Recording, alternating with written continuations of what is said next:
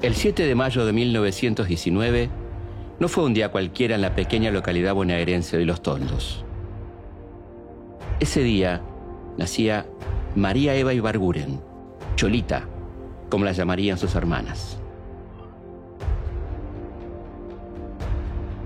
Era una hija natural, como decían las señoras y los señores, tan ajenos a la naturaleza, y fue la única hija de Juan Ibarguren no reconocida por su padre, Juan Duarte.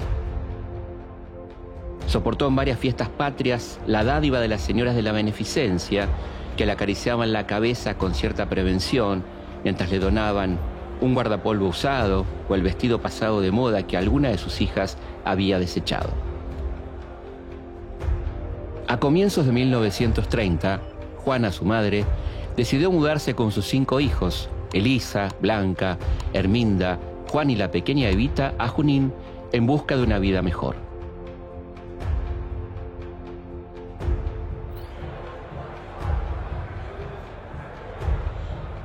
La Argentina vivía la terrible crisis iniciada en octubre de 1929 en los Estados Unidos y extendida como una peste a todo el mundo. Los países centrales habían transferido los efectos de esta depresión a los países periféricos e iban a lograr que el Estado estuviera muy lejos de ser benefactor. Regían las leyes del mercado, con sus pocas ofertas y todas las demandas.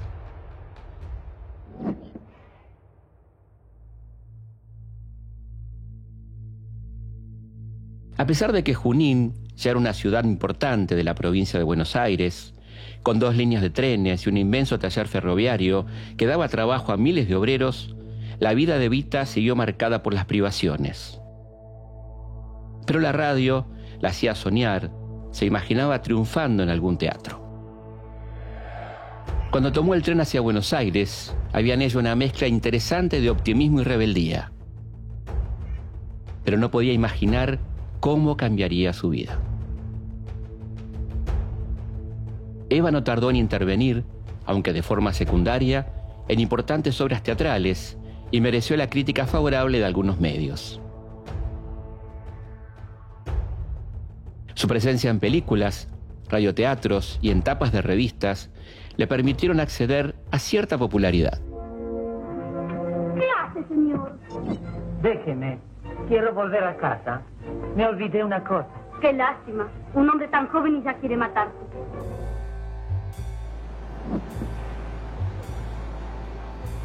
En el verano de 1944, un terremoto sacudió la ciudad de San Juan, provocando la peor catástrofe de la historia argentina y dejando 7.000 muertos y 12.000 heridos.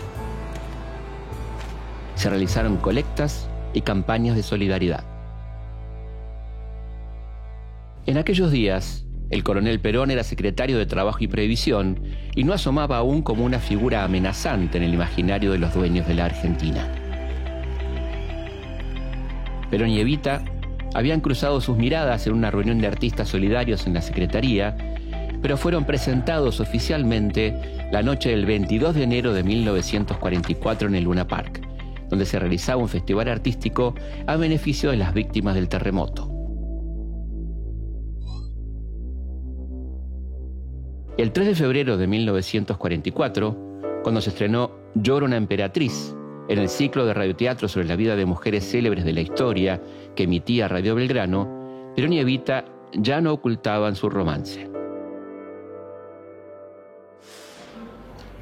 A mediados de aquel año, Perón asumió como vicepresidente de la Nación, conservando sus cargos de ministro de Guerra y secretario de Trabajo y Previsión. La suerte nos ha puesto frente a frente y no me gusta que me compadezcan. Prefiero luchar. ¿Y si pierde? Ya estoy acostumbrada. Lo que puedo asegurarle es que no habrá fuerza capaz de sacarme de aquí. El rodaje de La Pródiga, donde Evita tuvo su primer y único papel protagónico en el cine, comenzó en septiembre de 1945, un momento más que agitado en la vida política del país.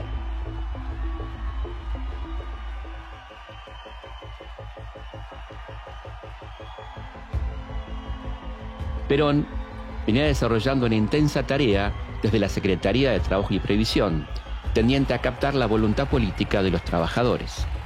había promovido una moderna legislación social, inspirada en muchos casos en viejos proyectos socialistas, nunca aprobados por las bancadas conservadoras, que incluía al Estatuto del Peón, la extensión de las vacaciones pagas para todos los gremios, el aguinaldo, los tribunales de trabajo y la licencia por maternidad. También promovió la nacionalización del Banco Central, dándole un fuerte impulso al crédito interno en beneficio de los trabajadores y las pequeñas y medianas industrias. Pero esta innovadora política social alarma a los sectores de poder que recurren hasta el embajador norteamericano, Sprill Braden, en su campaña para apartar al popular coronel de todos sus cargos. Se pone en marcha un golpe palaciego con el apoyo de la Marina y el Ejército. Perón es detenido y trasladado bajo la jurisdicción de la Marina a la isla Martín García. Para los opositores, que pronto serían llamados Contreras, era el momento de la revancha. Eva sintió en carne propia la cancelación de todos sus contratos radiofónicos.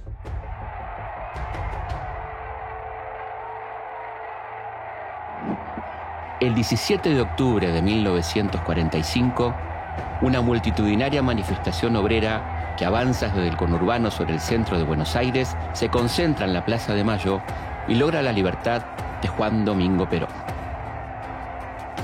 Esa histórica noche, la pareja vivió su momento de gloria y pocos días después deciden casarse. El 22 de octubre de 1945 quedó registrada la ceremonia civil en Junín y el 10 de diciembre lo hicieron por iglesia en La Plata. Ya era la señora Eva Duarte de Perón. Eva se incorporó de lleno a la política, respaldando a su marido. Tras la confirmación del 24 de febrero de 1946 como la fecha para las elecciones nacionales, Perón lanzó su candidatura por el flamante Partido Laborista. La campaña electoral de Perón fue breve, pero muy intensa. Primero, visitó junto a Evita la mayoría de las capitales de provincias. La pareja recorrió el país a bordo de un tren a cuya locomotora llamaron La Descamisada. Era la primera vez que la esposa de un candidato lo acompañaba en sus giras por el interior, un hecho muy simbólico de cómo la mujer, de a poco, se iba abriendo camino en el mundo hasta entonces masculino de la política vernácula. Si bien las mujeres no votarían en esta elección, fueron protagónicas en la campaña electoral.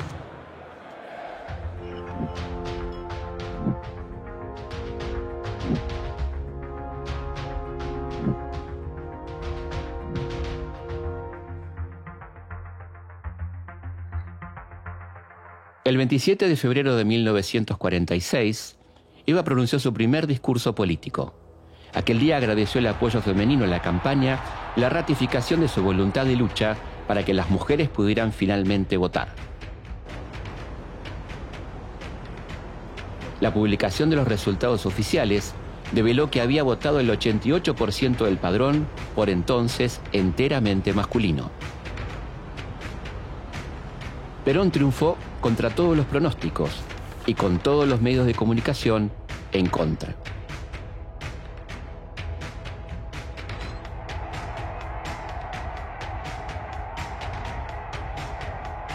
Finalmente, asumió la presidencia el 4 de junio, decidido a continuar con las políticas sociales que lo habían catapultado como el primer trabajador. Evita detestaba la beneficencia, la había padecido en carne propia y decidió iniciar una titánica labor de solidaridad y ayuda social.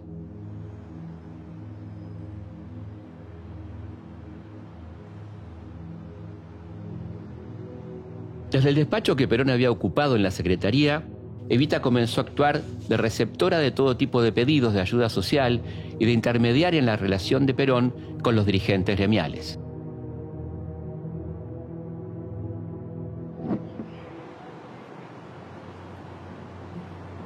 A mediados de 1947, Evita realizó un viaje a Europa, una gira que cambiaría definitivamente su vida.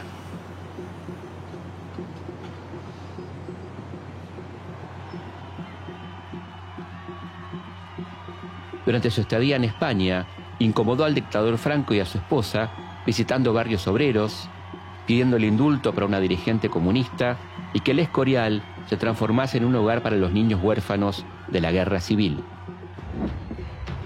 Visitó al Papa Pío XII en Roma y se reunió con mujeres feministas. En París, mientras las principales casas de moda competían por vestirla, se reunió con el presidente francés. Evita partió hacia Buenos Aires el sábado 22 de agosto. Después de aquella gira, ya no volvería a ser la misma. Había comenzado su transformación en dirigente política, pero no olvidaba sus privaciones de infancia.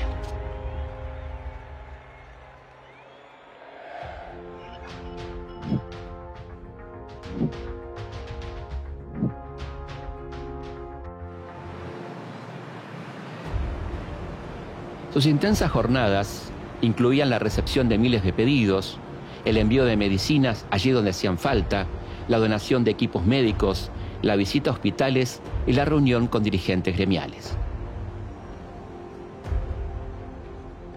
Evita retomó una causa para la que contaba con todo el apoyo de su marido: impulsar la sanción de la ley de voto femenino. Varios meses antes de su viaje a Europa, Evita había recibido delegaciones de mujeres peronistas que le solicitaron su apoyo para obtener la sanción de los derechos cívicos y políticos de la mujer.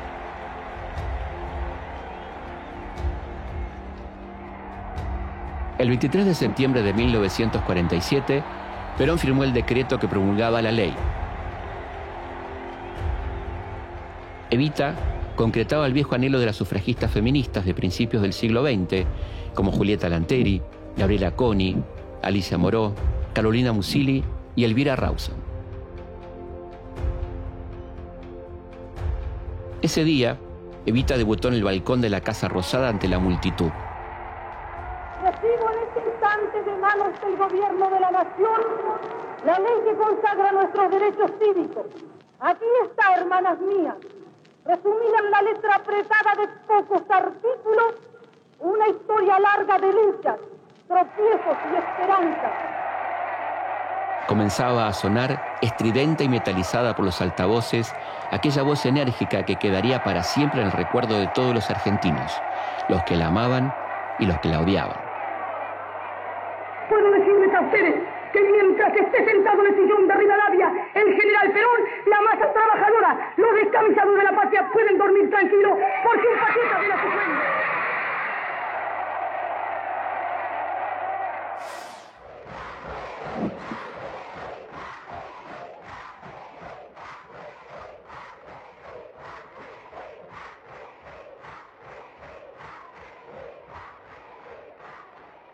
En julio de 1949, en un acto que colmó la capacidad del Teatro Nacional Cervantes, se creó el Partido Peronista Femenino, presidido por Evita. A partir de allí, el movimiento peronista quedó organizado en tres ramas: el Partido Peronista Masculino, el Partido Peronista Femenino y la CGT.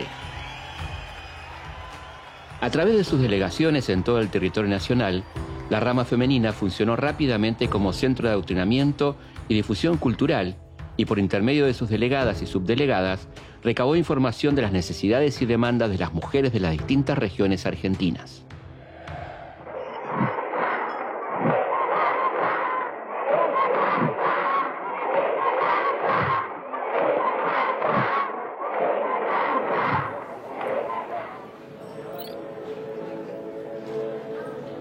Evita controlaba personalmente las actividades y no dejó que la rama masculina interfiriera en sus propósitos. A fines de 1947, la Cruzada de Ayuda Social María Eva Duarte de Perón comenzó a repartir subsidios a ancianos, a habilitar hogares de tránsito para mujeres desamparadas y a donar viviendas, máquinas de coser, prótesis, anteojos y juguetes. Con el otorgamiento de la personería jurídica, nacía la Fundación de Ayuda Social María Eva Duarte de Perón, que 2 años después pasaría a llamarse Fundación Eva Perón.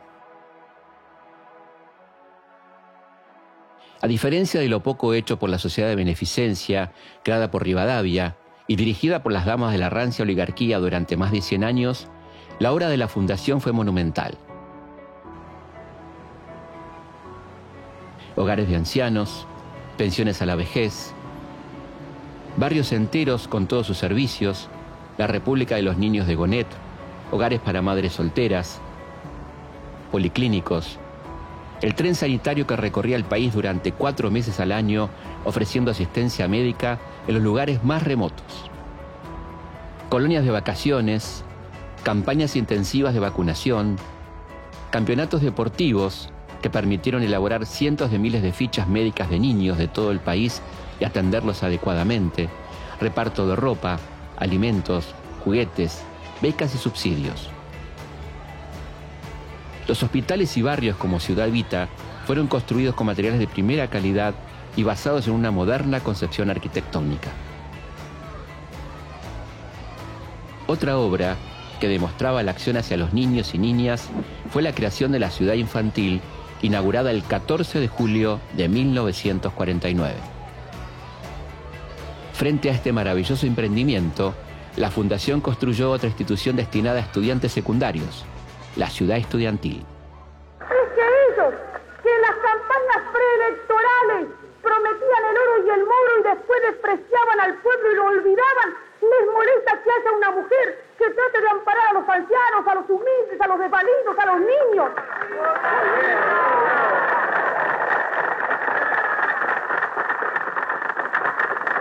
Es que a ellos les molesta todo lo que se haga en bien del pueblo.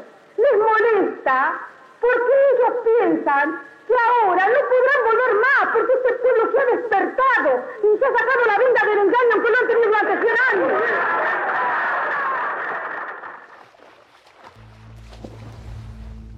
La presencia de Evita ya no era silenciosa, y Perón le pidió que se convirtiera en su delegada e intérprete ante los trabajadores representados en la CGT.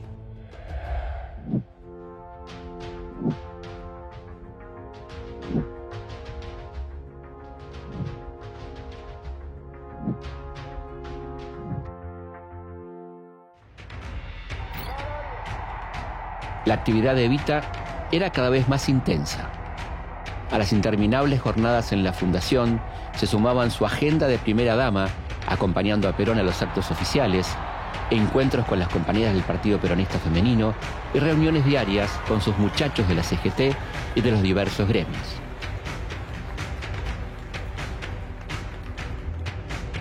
De nada servían las advertencias ni los consejos de sus colaboradores y del propio Perón para que descansara.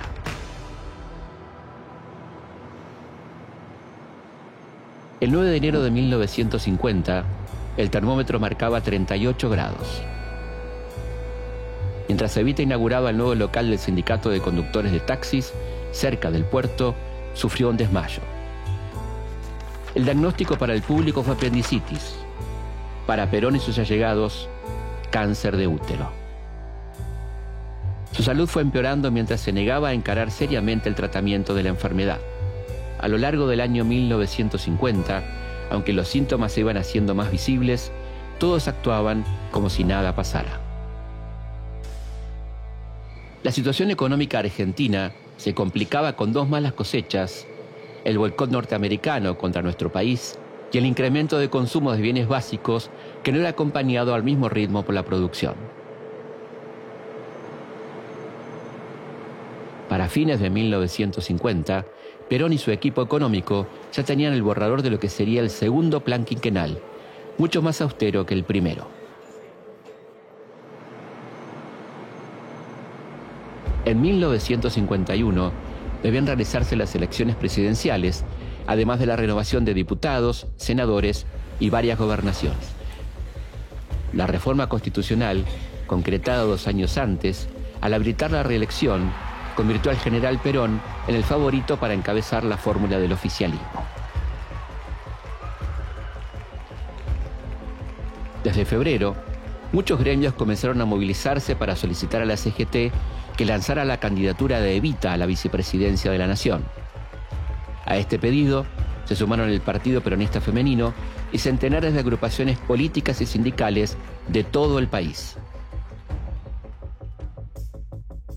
Comenzó una campaña no oficial para impulsar la fórmula Perón Eva Perón, fuertemente impugnada por las Fuerzas Armadas, sectores de la Iglesia y los grupos económicos más poderosos.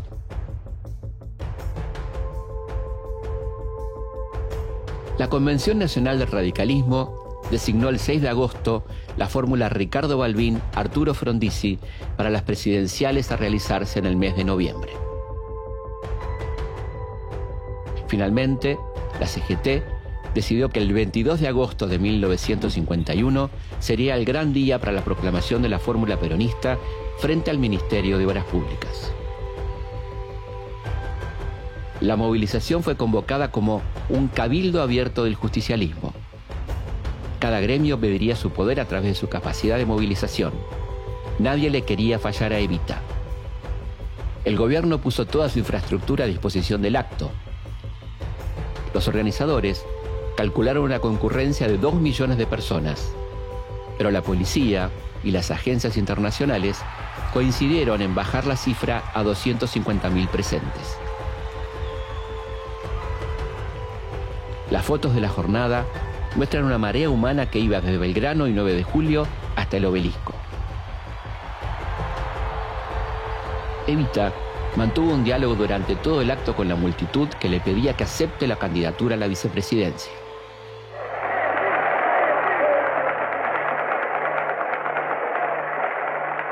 Compañeros, ¿ustedes creen que si el puesto de vicepresidenta fuera una carga y que fuera una solución, no hubiera ya contestado que sí? Es que estando el general Perón en el gobierno, el puesto de vicepresidenta no es más que un honor, y yo quiero aspiro nada más que al honor del cariño de mi patria.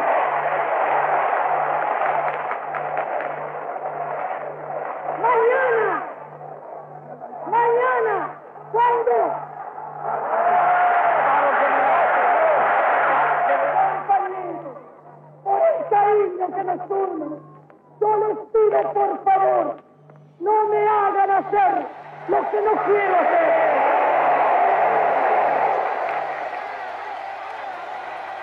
No hubo una respuesta clara, y no la habría hasta las 20:30 horas del 31 de agosto de 1951, cuando anunció por cadena nacional de radiodifusión su negativa. Quiero comunicar al pueblo argentino mi decisión irrevocable y definitiva de renunciar al honor con que los trabajadores y el pueblo de mi patria quisieron honrarme en el histórico cabildo abierto el 22 de agosto.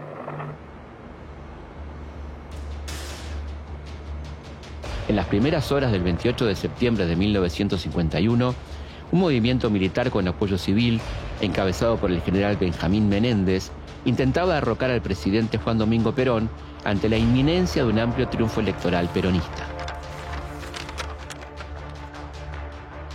El golpe tuvo su tímido epicentro en Campo de Mayo, donde los revolucionarios solo alcanzaron a poner en marcha 2 o 3 tanques.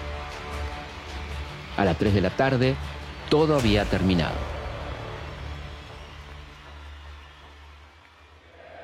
El 15 de octubre de 1951, la editorial Peuser publicó la primera edición de La razón de mi vida, el libro que Evita le dictó a Manuel Penela de Silva, un periodista español, narrándole sus vivencias, sus convicciones políticas y sus luchas. Su estado de salud no le permitió concurrir a la editorial el día del lanzamiento. Prefirió guardar sus fuerzas para estar presente en la Plaza de Mayo en el acto por el 6º aniversario del 17 de octubre. Sospechaba que sería su último 17 y por eso su discurso tuvo tanto sabor a despedida. Yo no quise ni quiero nada para mí. Mi gloria es y será siempre el escudo de Perón y la bandera de mi pueblo. Y aunque dejen el camino jirones de mi vida, yo sé que ustedes recogerán mi nombre y lo llevarán como bandera a la victoria.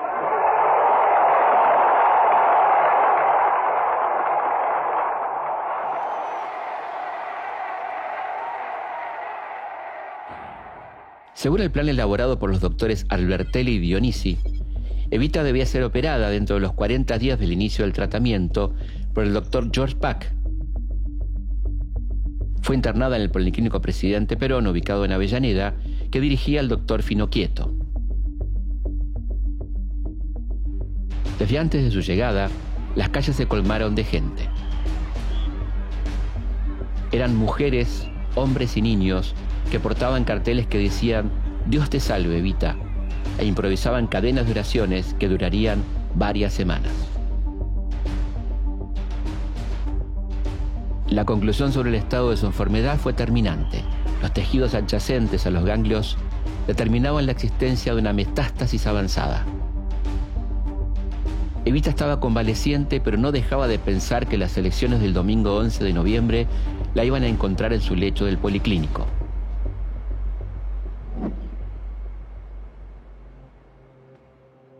La Junta le permitió votar en el hospital y Evita pudo, como millones de mujeres argentinas, emitir su voto por primera vez en su vida. El triunfo de Perón fue contundente. Obtuvo el 63,9% de los sufragios, seguido de lejos por la fórmula Balbín-Frondizi de la Unión Cívica Radical con el 30,8%. El entusiasmo de la primera vez se hizo sentir y la concurrencia femenina llegó al 90,32%. Pero ese histórico día, las mujeres no solo votaron, también se empoderaron. Fueron elegidas 23 diputadas, 6 senadoras nacionales, además de 58 diputadas y 19 senadoras provinciales.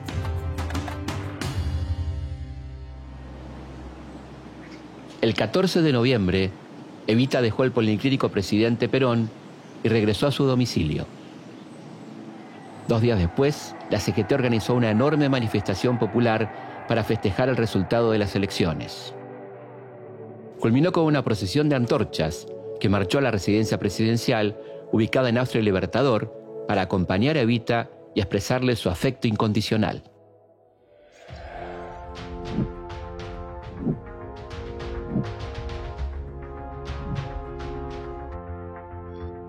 Pese a la orden de reposo, reinició sus conversaciones con dirigentes gremiales, colaboradores de la fundación y funcionarios que iban a visitarla a su lecho de enferma. Aunque estaba extremadamente débil, decidió participar en el que sería su último contacto directo con sus descamisados. Tuvo que pelearse con sus médicos, con Perón, sus colaboradores y amigos para poder concurrir a la conmemoración del 1 de mayo de 1952.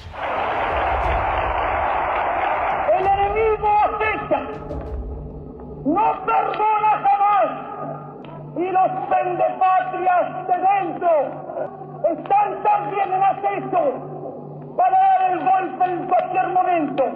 Y yo sé que estando el pueblo alerta, somos invencibles.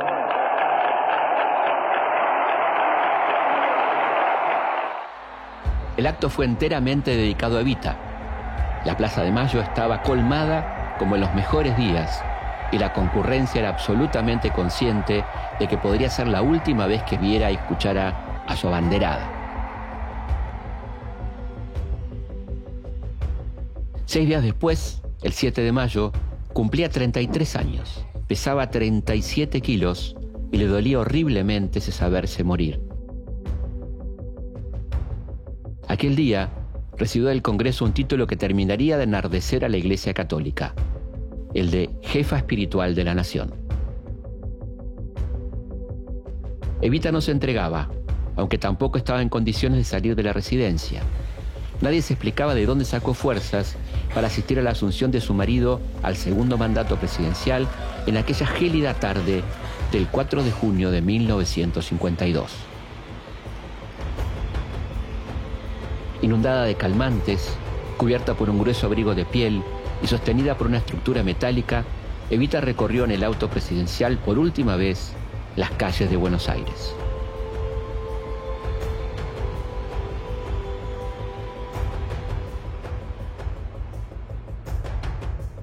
En el país, dividido entre peronistas y contreras, la idea de que el fin de Evita estaba cercano iba ganando terreno, aunque no se publicaran noticias inquietantes sobre su salud. Entre sus descamisados había un fervor religioso que rogaba por su restablecimiento. Altares y capillas improvisadas se levantaban en todo el país para rezar por su salud. La CGT se hizo eco de lo que venía ocurriendo y organizó una misa en el Obelisco.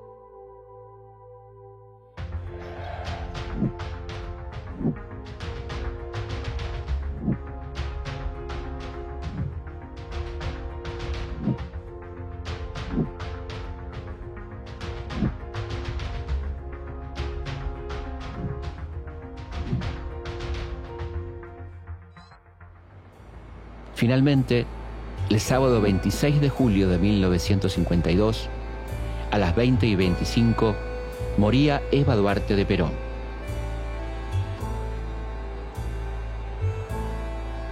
A las 21:36, una voz destinada a pasar a la historia, la del locutor oficial Jorge Fournot, le confirmaba al mundo la noticia a través de la cadena nacional. Cumple la Subsecretaría de Informaciones de la Presidencia de la Nación el penosísimo deber de informar al pueblo de la República que a las 20:25 horas ha fallecido la señora Eva Perón, jefa espiritual de la Nación. A las 10 de la noche, convocado por Perón, el doctor Pedro Ara acordó con el presidente el embalsamamiento del cuerpo de Evita.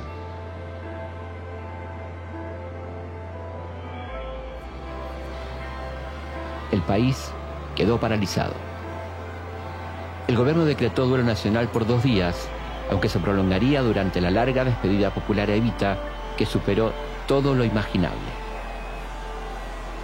La ciudad se vistió de negro, los faroles fueron encrespados y enlutados. Se decidió velarla en el Ministerio de Trabajo, la Secretaría, como siempre la había llamado Evita. Luego la capilla ardiente se trasladó al Salón Azul del Congreso Nacional.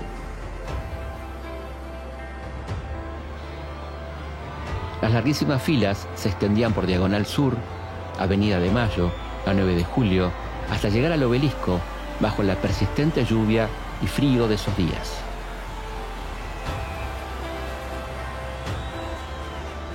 Para entonces, los homenajes se habían extendido por todo el país. En barrios, ciudades y pueblos sus grasitas levantaban altares callejeros, una mesa, velas, flores con su retrato, ante el cual se reunían a rezar y a expresar su dolor. El velatorio se había prolongado 11 días más de los previstos inicialmente.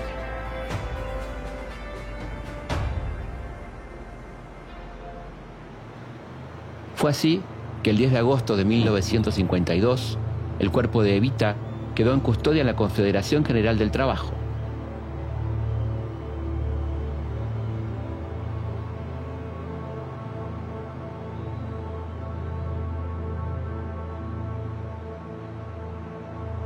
En la mañana siguiente, el doctor Pedro Ara llegó para iniciar el embalsamamiento definitivo.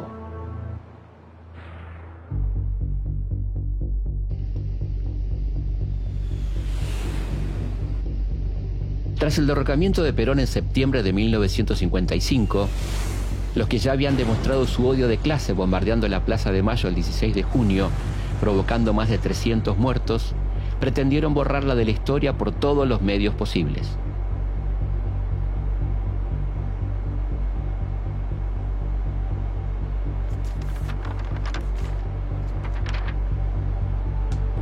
Prohibieron su nombre y la exhibición de sus fotografías, y comenzó la revancha contra su obra de justicia social.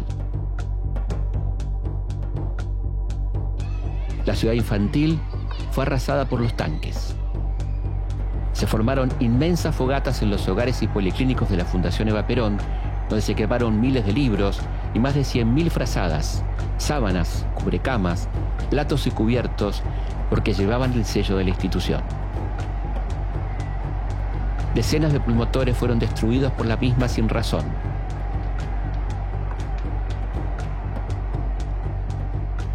De la Clínica de Recuperación Infantil Termas de Reyes de Jujuy fueron expulsados los pequeños pacientes para convertir el lugar en un hotel casino de lujo.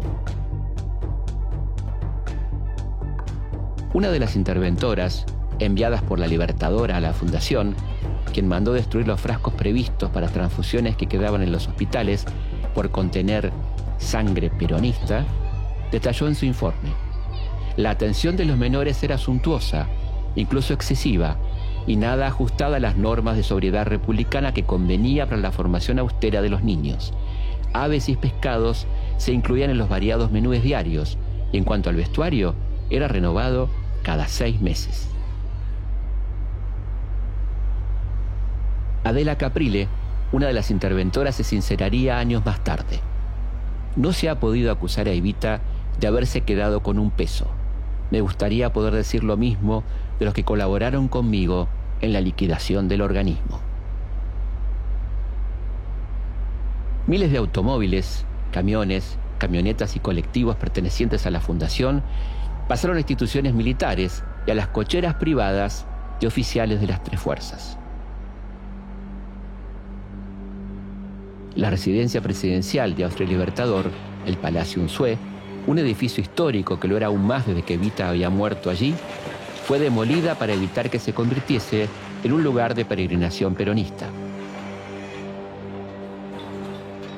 El último sueño de Eva Perón fue la construcción del hospital de niños mejor equipado y más grande de Sudamérica, que comenzó a construirse en un enorme predio en el barrio de La Paternal, sobre la calle Warnes.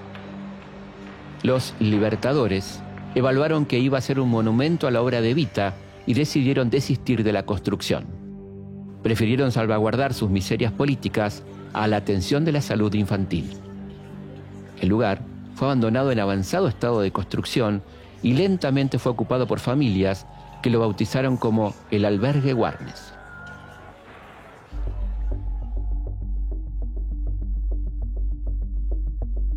El cuerpo de Evita fue secuestrado, ultrajado por los Libertadores y enterrado en secreto en Italia bajo el nombre de María Maggi de Magistris. Durante 16 años, nada se supo del destino final de la banderada de los humildes.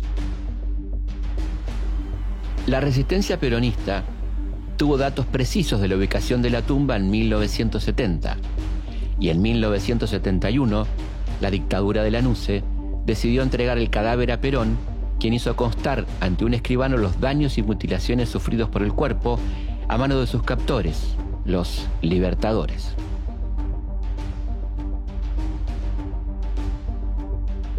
El cuerpo de Evita regresaría al país el 17 de noviembre de 1974. Permanecerá en una cripta en la Quinta de Olivos junto a los restos de su compañero.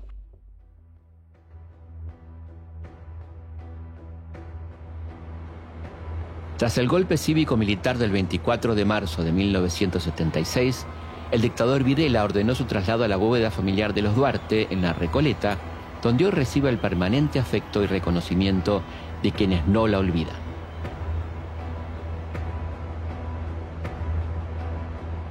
Le preguntaron a un alto jefe de la represión ilegal, muy cercano al dictador Videla, por qué el secuestro y tantas idas y vueltas con un cadáver. La respuesta no se hizo esperar. Tal vez porque a ella es a la única que siempre, aún después de muerta, le tuvimos miedo.